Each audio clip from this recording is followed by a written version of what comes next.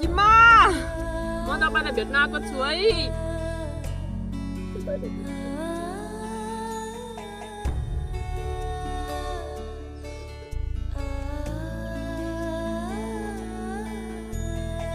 जिम्मा तपाईलाई भेट्न म आएको छु। तल घरमा धेरै बसे मैले मनले मानेन अनि म तपाईलाई माथिले भेट्न आएको छु है। तपाईँ जाँदै परमेश्वरको हातमा सुम्पिनु भयो। तपाईँले हामीलाई माथिबाट पेक भन्नुहोस् तपाईँलाई भेट्नु आएको जिम्मा। मैले बोलाएको सुनिराख्नु भएको छ र मैले बोलाएको हेरिराख्नु भएको छ होला। जिम्मा मैले बोलाएको सुनिराख्नु भएको छ होला। मैले जिम्मा जिम्मा भनिसकेर तपाईँले बोलाएको मैले सुनेको छैन। खुसी भएर बस्नु माथि भए पनि हामीलाई हेर्नु। तपाईँ चाँडै परमेश्वरको हातमा सुम्पिनु भयो। हामी तपाईँलाई एकदम पे गरिरहेको छौँ।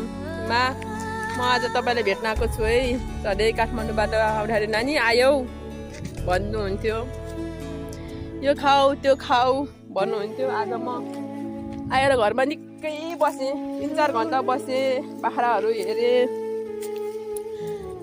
हेरेँ अनि कुखुराहरू सबै हेरेँ, मौरीहरू सबै हेरेँ, बसेँ। अनि तपाईँलाई घरभित्र पनि बस्नु मन परेन, तपाईँ हुनुहुन्थ्यो। अनि म भित्र पनि हेर्न बाहिर 3-4 घन्टा बसेँ। तर तपाईँसँग मलाई एकदम भेट्नु मन थियो। सधैँ आउँदाखेरि नानी घर आयौ, छोरी घर आयौ भन्नुहुन्थ्यो, यो खाऊ त्यो खाऊ यहाँ छ खाऊ भन्नुहुन्थ्यो। तर आज धेरै मिस गरेको छु तपाईँलाई। मैले काठमाडौँदेखि भेट्नु आएको छु। तपाईँ जुनसुकै अवस्थामा भए पनि तपाईँ परमेश्वरको हातमा हुनुहुन्छ। अहिले तपाईँ एकदम खुसीले बस्नु होला। हामी पनि खुसीले बस्छौँ। पे गरेको छौँ तपाईँलाई। धेरै माया धेरै सम्झना छ जिम्मा। पछि हामी भेट्नुपर्छ है।